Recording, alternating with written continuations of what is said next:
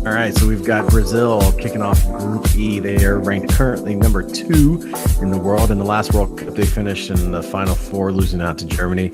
They topped their combo group and went unbeaten after the first game, which they lost to Chile. Their last 3 games, they've beaten Germany, Croatia, and Austria. They play a 4-3-3. They are very possession-based. They build from the back. The fun soccer, Yoga Bonito is back. If you guys remember, I want to say probably like the 98 or the 2002 Nike advertisements with just how much fun Brazil has with the way they play. You know the players. Let's talk about them. Jesus, Neymar, Coutinho, Paulinho, Marcelo, just on and on and on. These guys are on top of the ball right now. Neymar's playing lights out. Are they going to get themselves back after the last time that we've seen Brazil play? Yeah, I mean, like they have a lot to prove. I mean, the way they went out in the semifinal against Germany was in their own country is one of the hardest things I've ever had to watch. Like just with their players crying in the middle of the game. I mean, it was really heartbreaking. There was way too much pressure on them in that World Cup. Way too much. Like anything less than winning, it would have been a disappointment, and so it was very, very tough. I think these are I watched them play the last 2 games, and this is the Brazil I remember growing up. They are so much fun. They're so creative. Neymar right now with Brazil, like when he plays with Brazil, he might be the best player in the world. Like the way, I mean, if you watch the last 2 games they played, and again, you can take what you want from the games leading into the World Cup, but they just look so much fun. In the back, Alisson's a very, very solid goalie for him back there. Their backup just won the Premier League in Ederson. I think that for them, they have the most fun squad right now. I think I hope they go far because the way they're going to play is just going to be enjoyable to watch. There are many analysts who say that when Neymar puts on a yellow jersey, kind of like echoing what you said, that he is the best player in the world. What is it, for those that may not know, what is it about playing for the country compared to playing for your club that just makes some of these players just really play better than they do for their clubs? Yeah, I think it's entirely dependent on the country too. I think just the way, I mean, I wouldn't say I have any experience playing for my country, but my mom works a lot in Brazil with the company she works for, and the way that she describes like just the culture, and they're very religious, and like it's a very passionate culture, and I think that when they go into and put on that yellow jersey, it's something very, very special. I think that for them as a country, it's very, very special. Tell us about Switzerland. Switzerland is a team that, again, they're interesting. They're actually ranked very, very high. They finished their round of 16, losing out to Argentina in the 2014 World Cup. They beat Northern Ireland in a playoff after finishing second in the group to Portugal. They play a 4-2-3-1. They can build through the middle, but they also like to play direct. Interesting players for them right now is Shaqiri, who's currently being very, very heavily linked with Liverpool because Stoke was relegated this year from the Premier League. They're very experienced. They could have an entire starting lineup with 50-plus caps and some players that are playing in their 4th World Cup. So, again, they're a team that's been there before. They've been to the round of 16 recently. They're definitely a team that could get out of this group. Can I talk about this next one? This might be my other favorite team in the World Cup. Go for it. I love Costa Rica. Los Ticos. Like, I mean, obviously, like the way they took 2014 by storm, getting into the final 8. They qualified through a tough group, finishing second in the Hex. They're just fun, man. Like they play a 3-4-3. They're very high energy. Though they lost to England 2-0 last week, I think it was. They look dangerous. I mean, they're a team that, again, on the right day can beat anyone. And I think, again, with a smaller populated country, they're super fun. Key players for them, obviously, is Navas, who, again, just won a Champions League with Brazil. He's one of the best goalkeepers in the world right now. And Joel Campbell, who's on loan from Arsenal to Real Betis, scored twice when Costa Rica beat the United States 4-0 in World Cup qualifying. Again, a guy that can put the goals. But again, I think they're just a fun team that they make you want to like them. And so at least they made me want to like them last year. And I've traveled to Costa Rica twice. It's a beautiful country. Really, really nice people. But moving on to the next one, Serbia. What do we know about them? If you ask anybody who knows me, I've once made the claim, if you allow me to recruit 13 players from Serbia, I will be very, very happy. Why is that? I don't know what it is about them, man. I like the way they play. Um, they are currently 34th in the FIFA rankings. Did not qualify for the 2014 World Cup. How did they get through this year? They topped the UEFA group, which also featured Ireland. They beat Nigeria 2-0, lost to Chile, and beat Bolivia 5-1. They played 4-2-3-1 with two holding midfielders, which is old school Sean Soderling style. Makes me very, very happy to see that still at the high levels. Look to carry the ball through the midfield, find wide players, and swing it in. Let's talk about their players. Let's go with Nemanja Matic, the United midfielder from Manchester. Is likely going to be the team's vice captain again. Done very, very well in his move from Chelsea to Manchester United. Has a rifle of a shot from long range, can help control the pace in the middle of the field. I would say probably top 3 holding midfielder in the world right now. Very, very sought after player. And another guy as well who does well for this country is Branislav Ivanovic, who also, if he ever gets the opportunity to play striker, is crazy to watch. Yes, he can play as a 4 or 5 or as a number 2 in the back. Very solid defender, is kind of the heartbeat of that team. He makes them go. He's the leader out there. Lays it on the line for no matter if he's playing for his club or his country. He's putting it all out there. So he's kind of one to watch. And if they ever do slide him up front to number 9, just like watch out. Like, it's crazy. This dude is thick. The X factor when it comes to Serbia is, which Ivanovic are we getting? Are we getting clean-shaven Branislav Ivanovic, or are we getting fully bearded Ivanovic? If it's fully bearded Ivanovic, look out. That dude's going to score goals. He's going to get headers on the corners. He's going to absolutely just knock people down in his tackles. If it's clean-shaven Ivanovic, I don't know if they'll get through, though. No, yeah, that's – I think they're another team and this is another very, very interesting group. Very, very after the obvious one with Brazil, I think going through. Who's your pick for the second one? We'll go with Brazil, and oh man, I'm big into Costa Rica, kind of doing a thing, but I can't really see because I don't know what Ivanovic's facial hair looks like currently. I'm going to plead the fifth. If you're listening to this and you turn on Serbia and Ivanovic has a pick for the second ones. Okay. I'm with you. As much as I love Costa Rica, I do think Serbia is going to come out second in that group. And because the tournament's in Europe, so they're going to have a bigger following. But again, the way they play and what happens to them is based off of Ivanovic's facial hair. Yep. That is my analytical genius when it comes to the World Cup. Absolutely brilliant. So tell us about the world's number 1 team in Group F. It's going to be super interesting. No team has won back-to-back World Cups since Pele played. It's been a real long time. And so, but they won every single game to top their group in World Cup. I think they, from front to back, and I'm not blowing any minds with this. You talk to anyone who's doing any analysis on this whatsoever. They're the most complete team in the entire world right now. You could say Brazil is the most talented, and I think a lot of people do, but in front to back, they are just so solid everywhere. I mean, like, the one thing you could maybe point out about them is they don't have necessarily an out and out striker, but Timo Werner has been absolutely fantastic for RB Leipzig. He got some Champions League time this year. He's so fast. Like, if you watch him, just pull up a YouTube video of him, God, that guy can move. But Thomas Mueller always seems to score in these games, always seems to find ways to get goals in big games.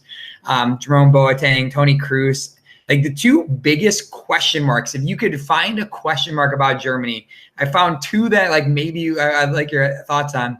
One, leaving out Sane, who was up for the PFA Player of the Year and actually won the Young PFA Player of the Year in England this year in the Premier League, and leaving out the guy that won you the World Cup in Götze from the 2014 World Cup. What are your thoughts about those two omissions from the squad this time? You ever seen the guy who didn't put them on the team? Oh, Joachim Low. You ever see him? Oh yeah, I've seen him. He picks his nose and eats it. Yeah, no, I know. Need I say more? No, I guess like, and again, obviously they have a much better pulse of everything. I have heard musings that when Sane's been left out of the squad, he doesn't necessarily have a great attitude, and so I don't know. It's a tough one for me. But at the same time, like they won it in 2014. They probably have a very good pulse on what's going on. Oh yeah, I mean, I'm not questioning him at all. The other big question mark right now is who are they going to play a goalkeeper? I mean, like right now, Manuel Neuer is finally healthy, but he's kind of a big question mark. He didn't play like almost this entire year. And so I think that that's the other potential question mark. But it's funny that like people are talking about that as a question mark because 3 years ago he was a finalist for the freaking Ballon d'Or as a goalkeeper. So I think that I'm not too worried about him, but that's another question mark you might have with that squad. But they're absolutely phenomenal. There's not really there's no weakness in their squad right now. Yeah, really an interesting team to talk about. What can you tell us about Mexico? Well, this is Fox Sports' favorite team, and anyone who will be watching the U.S., you will hear how much everybody should be watching this team and rooting for them. They are currently 15th in the world in FIFA ranking. They made it to the round of 16 in the 2014 World Cup before bowing out to the Dutch. They topped their group in CONCACAF. That's how they got in. Their last 3 games, they've tied Wales, beat Scotland, and lost to a Denmark team 2-0. They look to play in a 3-1-3-3. They tend to keep the ball, find their danger man up top and off of the ball runs. Key players, Chicharito, who I think is always going to be an X factor. That dude he's the best poacher. He knows how to just score goals in the big moments. They also have a couple of players from Porto as well. Mexico could be a team that's a sleeper, maybe in the group, or not so much in the group, but maybe just in a tournament, a team that not a lot of people are talking about, unless it's Fox Sports, because they seem to be the only people who are talking about them. But the team that nobody's really talking about, but could be dangerous. The biggest thing they haven't been getting goals recently. I think the biggest thing for them, it's going to be, are they going to be able to get goals? I believe the game they tied to Wales was a 0-0 draw, if I'm not wrong. So they haven't been scoring a ton recently, and so that's going to really depend on. But again, they're another country very similar to what we were talking about earlier with Brazil. When you put on that jersey, you put on that green jersey, it's a different team. And again, they played some of the most exciting World Cup matches that I've seen in my lifetime, and so you're definitely not wrong that they're a team that could sneak up on someone. And again, a group that's very wide open. Next team that we're going to talk about is Sweden. FIFA ranking 24. The motherland. They weren't in the 2014 World Cup, which was a big deal because obviously Ibra said that quoted famously that there's not a World Cup without Ibra, but we're again at a World Cup and there's not Ibra, even though he's still playing. They were the team that beat Italy, that kept Italy out from this World Cup, which was obviously a big omission this year. Tend to play a 4-4-2, pushing up their fullbacks. They're more conservative. They can be direct at times, and the outside mids tend to push inside, which kind of makes it look like a 4-2-2-2 at times. They have some great players up top, and again, they have Marcus Berg seems to have filled where Zlatan's boots have been. He scored 8 goals in qualification, doubled the tally of every other player on their team, and they're an interesting squad because it's the biggest thing that I worry about with them is how much of a distraction is Ibra going to be just from not being there.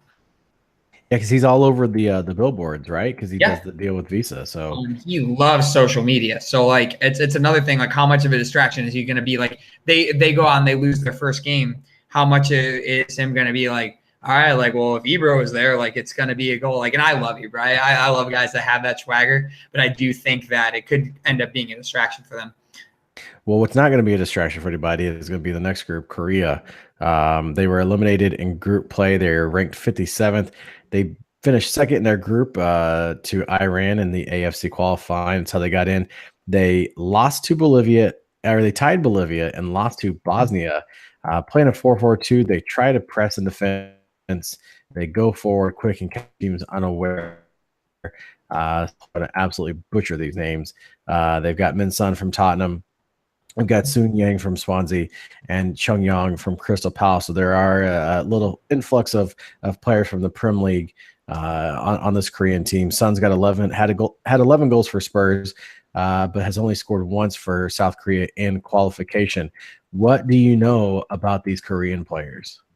Again, I think this is not going to be a team that's really going to challenge for the group in this one. I think of everyone that's in this group, I think that they're probably the squad that's least likely to get out.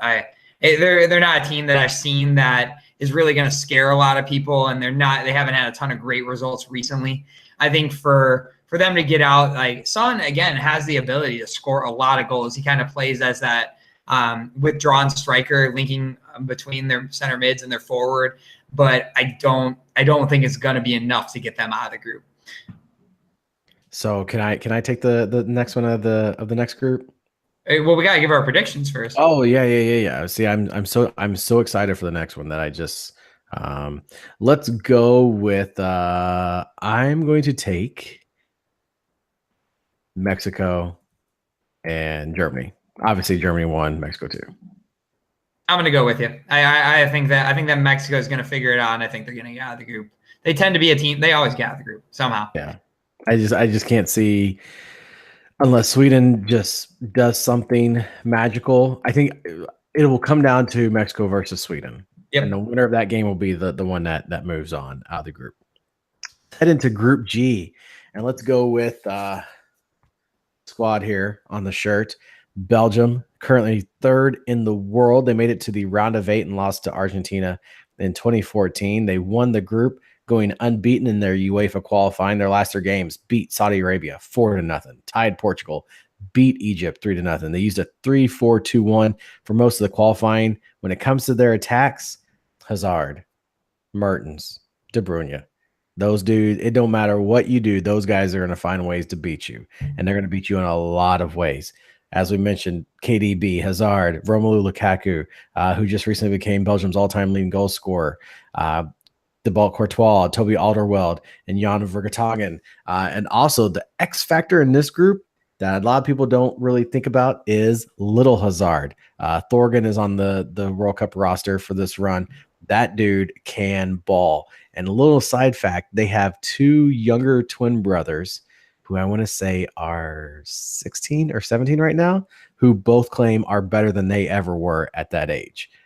So there's 4 the potential that like the next World Cup there could be 4 Hazards on the field. I don't know what the 2 little ones play. I'm going to guess some type of midfielder or attacking player.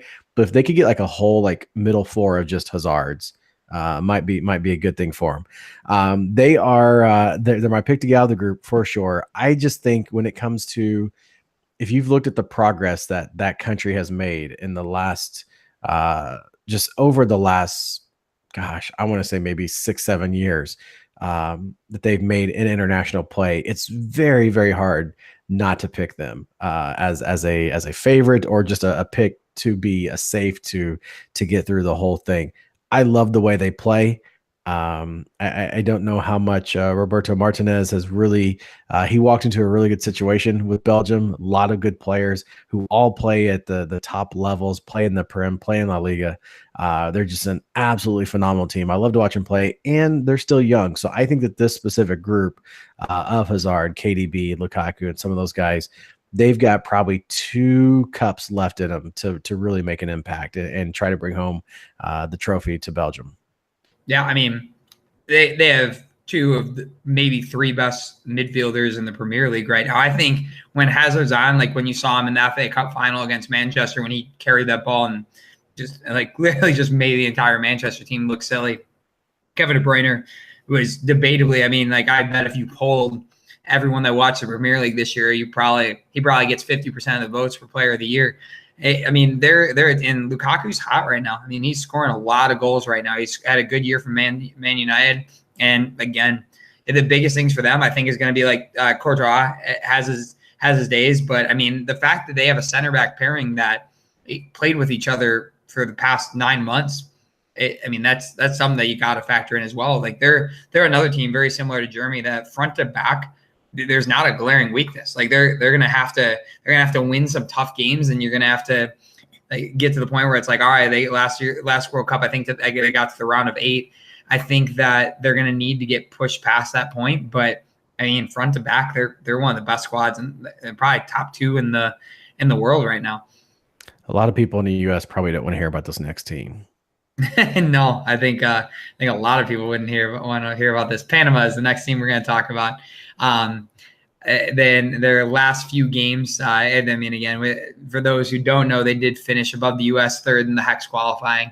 They tend to be a little bit tighter. They run a 5-4-1, looks 3-4-3 offensively, but they very much like to keep the ball. Like keep the ball in front of them, and they like to stay compact. They have a few key players. The main one is obviously Pinedo, who's their goalkeeper. He has 130 caps. He's a solid goalkeeper, nothing special. But they do have a lot of players with a lot of experience. They have 6 players that they're bringing with them to the World Cup that have 100+ caps. I don't want them to win. No, I'm ready to move on. We can talk about the next team. All right, hey, we got Tunisia. Never thought we'd talk about them in the World Cup. They are currently ranked 21st in the world. Holy cow. They got in through qualifying through the CAF. In their last couple games, they've tied Portugal and Turkey and lost to Spain by 1 goal. They play a 4-2-3-1. They try to play out from the back. They're going to press high at times with wingers and targets going forward. Just a couple of players that play in Ligue 1 over in France. I think kind of along the lines of Panama, especially in this group with the team that's coming up next, probably not much for Tunisia as well going forward. No, I mean, I think we want to get to talking about what it's going to look like for this next team. This team is my dark horse, and I've been getting a little bit of crap from people because like how can you call England a dark horse? But if you pull, because they're really not that good. Yep. Like I don't like, and if you look at how they've done in previous World Cups, I mean, I think the closest they got recently was in 2006. They lost to Italy in the final 8, I think, in a penalty shootout. And I don't have that in front of me, so if I'm wrong, definitely call me out on it and let me know how I'm wrong. But 2014, they didn't even make it out of the group. But I think the thing they have going for them this year is the expectations finally from England fans, I don't think are very high. I mean, you don't have the Gerrard, you don't have the Lampard, you don't have the Rooneys, you don't have these players that did well domestically that they expect to do very, very well. They could just never figure it out with those groups.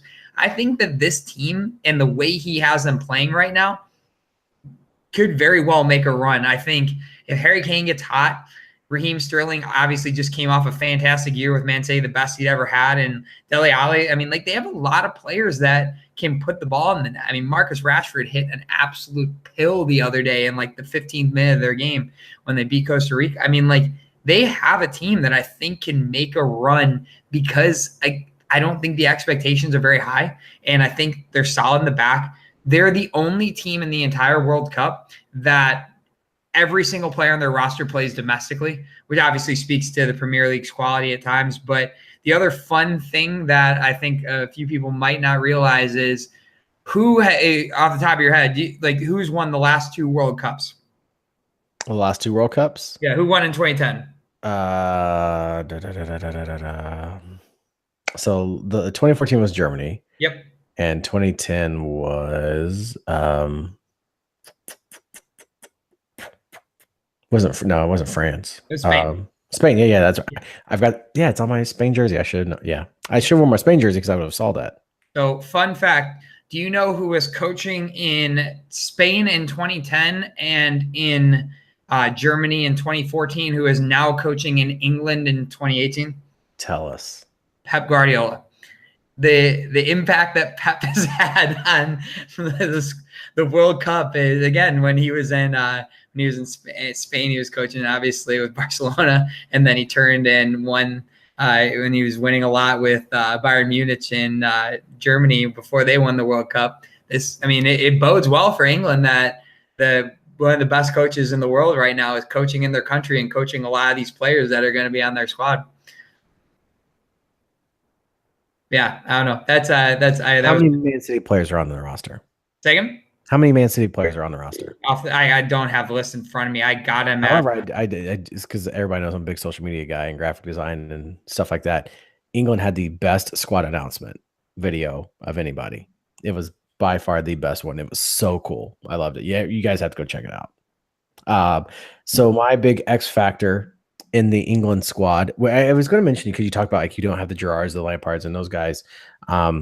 Minus a few of the players that we didn't mention, this is almost like the true like transitioning squad to get away from the old guard. So I think that does take a lot of the pressure on. It's literally a bunch of kids who are going to go out there and play. And they have no pressure. I know the big from the Sports Illustrated magazine I read, the big thing is what dances is Jesse Lingard going to do, and I think that's going to be a big thing that kids are going to learn. American kids are going to watch the English national team play and be like, oh my gosh, like these guys are fast, they're good players, and Jesse Lingard can dance and he can get down. So I think that's going to be a big thing. But the X factor when it comes to England will be, what does my man Gary Cahill's face look like? If he is bearded, it is on. If he is not, it's not going to be pretty. So he switched up his jersey numbers this year. He's always worn number 5 for England, going with 15 this year. I know there were some other guys that kind of changed their squad numbers as well from the past. But again, kind of like with Serbia, England's chances depends on, do we have a bearded Gary Cahill or not? That's good. And I think for us in this group, who would you say is going to, I mean, I think we're probably in agreement with this, that Belgium's going to come out number 1. England's going to come out number 2. Yes. Cool. The other 2 teams, I don't have a shot. And I think that is one of the best things. If you're a 3 Lions fan, this is one of the best groups that you could have asked to be in, because you're going to get a good game to really see where you're at against Belgium. You're going to get 2 games. It's really going to help you get through by playing Tunisia and that team that got in from Panama. So if you're an England fan, you honestly couldn't have asked for a better group, because you do need to play a good team in the group stage to get your feet wet and figure out where you are at in the whole competition. Absolutely. Want to move on to our final group? Let's get into it. Okay, so the most interesting team in the World Cup right now, in terms of, obviously, like in the way that qualifying works, you have the different buckets, and this team kind of snuck their way into the top bucket. Poland, the way they did this is one of the funniest stories ever. So you get a certain amount of points per game you play and game you win all year. That includes friendlies, that includes competition, that includes Euros, World Cup qualifying. And the max amount of points you can get is based off of the type of game it is. Friendlies are obviously the lowest. And you get it, it's a point system, and the highest amount of points you can get for a friendly win is 600 points. And the teams that average in the top group of the teams that are like the top teams in the FIFA rankings tend to be closer towards like 750, 780. And so what they did is they didn't play friendly games. So they were never dragged down by even winning a friendly game like many of the other teams would. So they found a way to kind of cheat the system and put all their eggs in one basket. Yeah, and they found a way to kind of cheat the system. But again, they did win their Group E above Denmark, who's also in the World Cup. They've recently lost to Nigeria, beat South Korea, and tied Chile. They're a team that's very organized, compact, and I think depending on the day, they might have the most dangerous scorer in the tournament, Robert Lewandowski. I mean, he's absolutely phenomenal. And another X factor that they got is Chesney from Juventus. With Buffon retiring this year, he got a lot of time at Juventus. I think he played like 18 regular season games for him this year, and another year where they did very, very well. And so I think for them, it's going to be very dependent on, is Lewandowski going to score, and how good of a tournament is Chesney going to have. And they normally perform fairly well on the grand stage in the World Cup. I can remember the Lewandowski coming out party. I want to say it was maybe two World Cups ago, where it was just, he was the name that everybody was talking. And this is the other thing too that people got to think about when you're watching some of these countries that aren't very well known. You're going to hear whoever performs well. You're going to be hearing those names linked with Manchester United, Manchester City, Chelsea, Real Madrid, because this is where James Rodriguez in 2014 became a household name. And soon as the World Cup, before World Cup was even over with, it was he's going to Real Madrid just because of his performance. So that's something to watch for when you do watch some of these lower country teams play, because their best players, this is the world stage where they're going to get seen, and now they're going to be playing for the big time. Let's go to Senegal. Currently ranked 27th, did not qualify for the last World Cup. They topped their group in the CAF to get through into the World Cup for this year. They tied Bosnia and Luxembourg and lost to Croatia. They play a 4-2-1-3. And the big thing about Senegal is they are so freaking fast all over the field. If only they could be able to put it all together and score some goals, they might be able to see themselves get a few wins, so that way can get themselves out of the group. But the big thing is that they are so fast. They've got Sadio Mane from Liverpool, which I know Nick is going to be able to talk about because he absolutely loves that dude.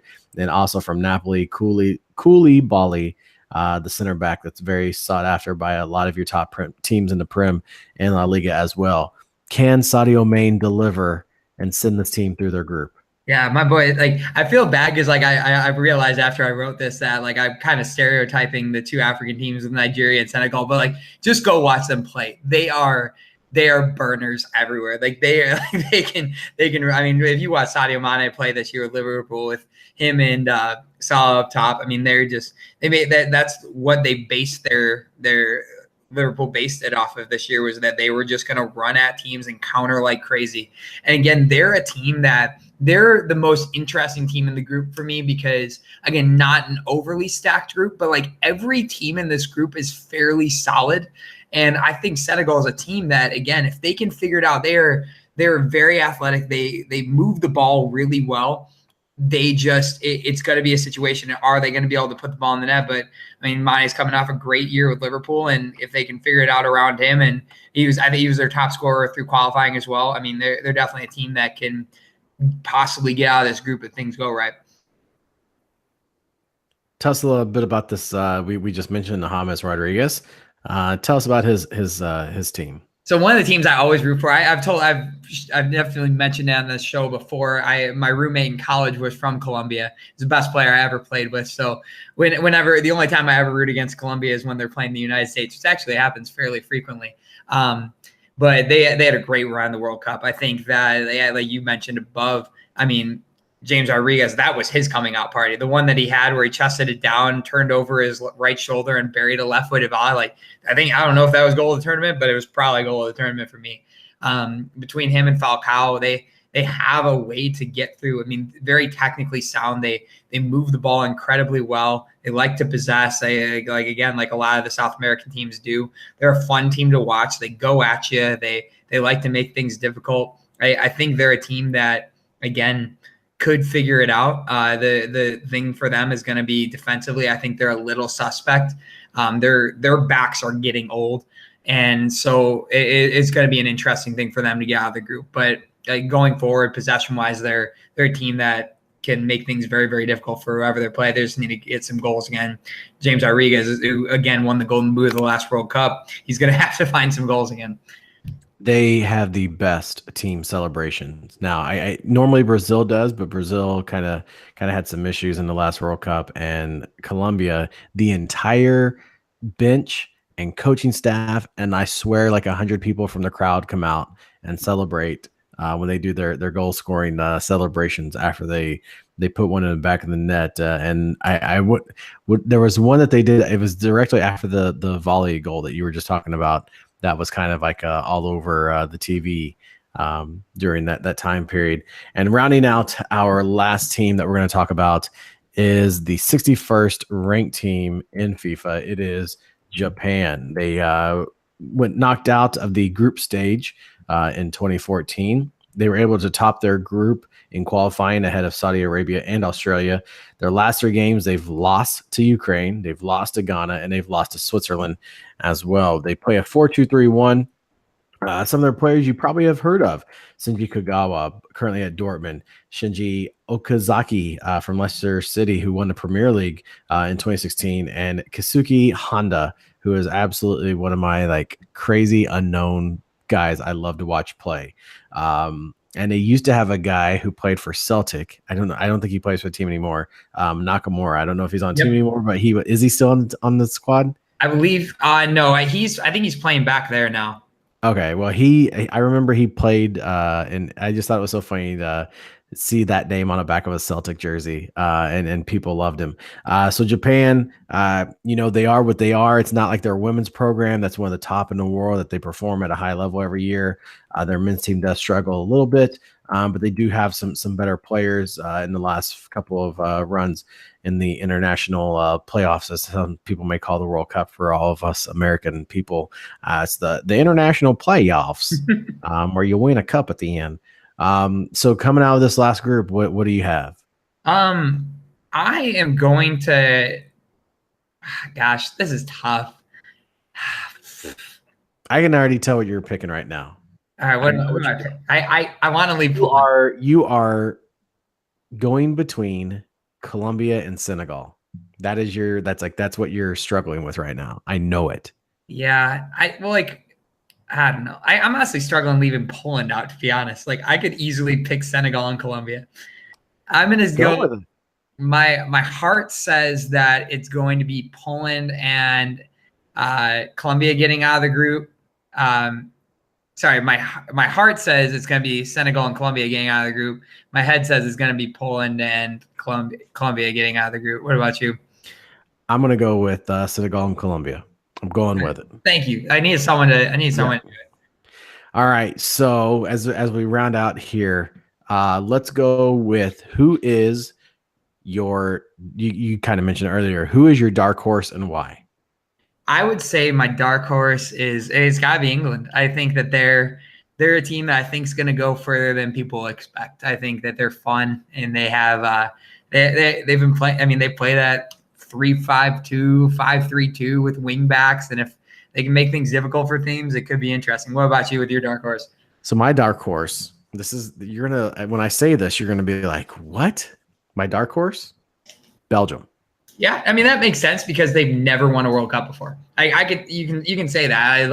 I think that they're probably the third best team, but they've never proven it. And so I would say, so it's kind of I feel like England could be sneaky, and like you said, there's such a low expectation of them right now that they could be sneaky and find themselves advancing in the tournament. But my dark horse is the team that no one's really talking about. I feel like everybody right now is talking about Spain and Argentina and Portugal are like the big three talking points. So I feel like Belgium's that team that is good enough that nobody's really talking about that could see all the way through.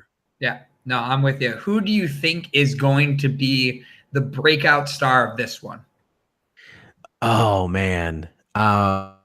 This is the best question because it's always somebody from a team that you're not expecting to do anything with. I mean, who would have predicted James Rodriguez in the last World Cup? Yeah, and I'm trying to think back to the South African, the Shalabal guy. I know I'm butchering the name. Mike, and he was like the outstanding star of the tournament.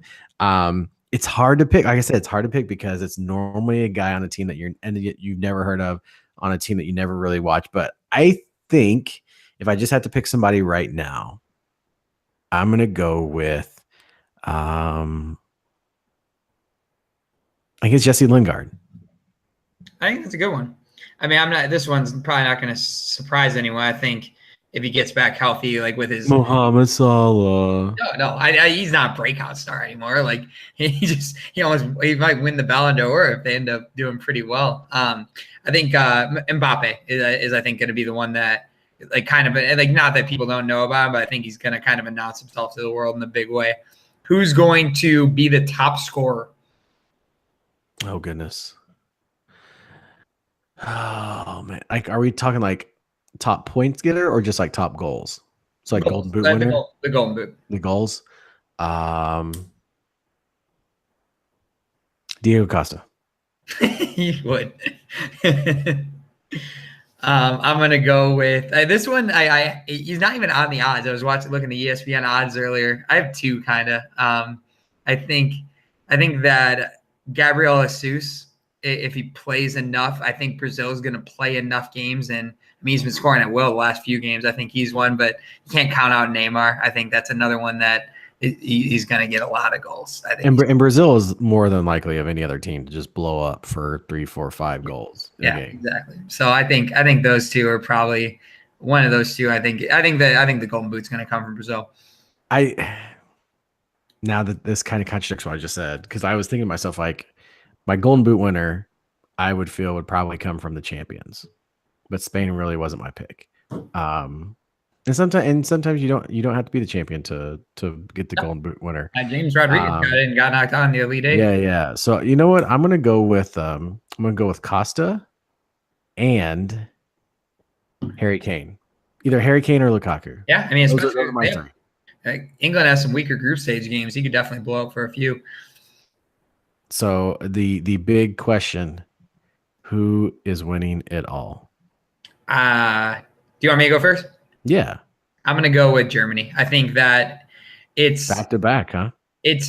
I think it's due to happen again, and very different to Spain winning in 2010 to 2014. There's a little bit of turnover in terms of who was playing up top and just kind of the way the league was going. I think the fact that teams in Germany have done so well recently, they just seem, I don't see a weakness in their squad. If they lose, they're going to lose 1-0 on like a game that they were controlling the entire thing, but they're good on set pieces too. I don't see a way. What did you just say?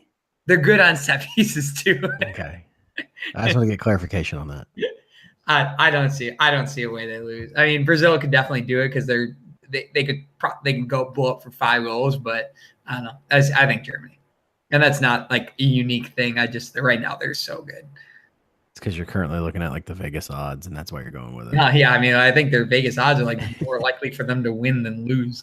I'm gonna go with Belgium. I think I said that at the beginning too. So here's my feelings. And I haven't seen like I've only seen some of the probably 6 of the full rosters of who teams are bringing.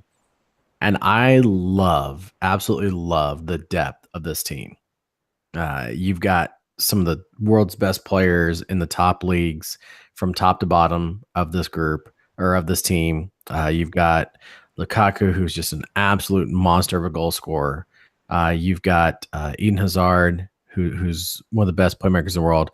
And you have who I feel is the best player in Kevin De Bruyne. And that's a big X factor for me when it comes to Belgium. If De Bruyne does what he did at Manchester City this past season, that team's scoring 3-4 goals a game. Yeah. And they're going to absolutely just pound people. Batshuayi is just back on track and just killing it. So if Lukaku comes out, they throw Mishi in the game, and Mishi's just going to absolutely blow up on you as well. They're a fun team to watch. Like I said, their roster top to bottom. I love that whenever they pull a guy off, there's not too many teams in the World Cup who can pull a guy off from your starting lineup, and the guy that you put in for him is just as good or better. Not a lot of teams can pull that off. And the fact that they can do that all over the field, they have. I'll say, not even before he was at Chelsea, I think that Courtois is the best goalkeeper in the world. And so you've got him. You've got a very, very solid defense. You've got arguably probably one of the best midfields in the World Cup as well, and two of the top finishers. I want to say goal scorers, but 2 of the top finishers in the world as well, in Lukaku and Batshuayi. That makes it hard for me to bet against that. And like I said, I've seen this project from Belgium over the last few years of really working with these young guys, with a young De Bruyne, with a young Lukaku, with a young Hazard, and just really seeing them develop over the time. And I think that they are finally at the point to where last year they were like the super, super darks that nobody really thought of, but I think their time is now. And if there ever was a time for Belgium to win it, I think this is the year. I'm with you. I hope they do. I really want I think there's only ever been 8 World Cup winners ever. And honestly, when Belgium beat the United States in the last one, I remember thinking like, this is a team for the future. This could easily be a team that's going to win a World Cup. I'm with you in terms of I want them to win. I think they're fun. And I think the deeper they go in the tournament, like you said, they're a fun team to watch. They have a fun style of play. And I'm with you. I hope they win. And some people call Martinez, he's a tactical wizard. Some of the things that he was able to pull out at Wigan in his time there, and Don't really look at his Everton squad, but if you look at what he's done, he's pretty solid when it comes to X's and O's. So we've given you literally everything that you need to know for the World Cup. So now hopefully you memorize all that, and when you're watching these games with your friends, you can spit off some of this stuff. Make sure to give proper credit to Nicholas Rizzo for his amazing notes that he took for this. Watch the games. Let's have fun with it. Let's chat about it on Twitter. Let's talk about it. Live tweet the games if you want to. And see what's going on. See if our picks are right. Let us know if our picks are wrong. We're very sure that you're going to let us know. As Nick said, if we butchered anything bad enough, just let us know. And we're just everyday normal dudes. We just coach soccer. It's sometimes pronunciations are a hard thing for us, or we forget things. But that's our World Cup preview. Coming on the heels of our 1 year anniversary. This has been like the big week for it. So we want to make sure to do this bonus show for you guys. If people want to chat World Cup with you, Nick, how can they do it? At Coach N Rizzo on the Twitter. What about you? I am at Coach Soderly, and I'm sure that we will have kind of a back and forth thing going during the World Cup. You guys can join along with us in the conversation. Thank you so much for listening. Big shout out to everybody at Social Media for the High School Athletes for allowing us to do these shows for you guys. And it's a big thanks to you guys why we do bonus shows like this one. Just make sure to go on Apple or Stitcher and give us a 5-star rating and review. You can get this on Google Play, Stitcher, TuneIn Radio, iHeartRadio, all the places, and even now on YouTube for this show. This is our first show that we're going to put on YouTube, so you can actually see what we look like and see us mess up and see us text each other while we're recording an episode. Nick letting me know that I keep saying last year instead of 2014. So that was my mistake from earlier, and I will gladly take that because this is the most unprofessional professional show you will ever see. You've got all your match analysis. You've got everything you need to know about every single team. So now what you've got to do is turn the TV on. Maybe if you're at work, put it on the computer, grab yourself a drink. If you're at work, a water or a Gatorade or some type of non-alcoholic thing. But if you're at home or if you're at the bar watching the games, grab a drink. You've got all the knowledge. You go ahead and make your picks and let us know who you think is going to take it all. And thank you so much for listening to this. He's Nick. I'm Sean. And that is who is going to win the World Cup. Catch you later, brother. We'll see you.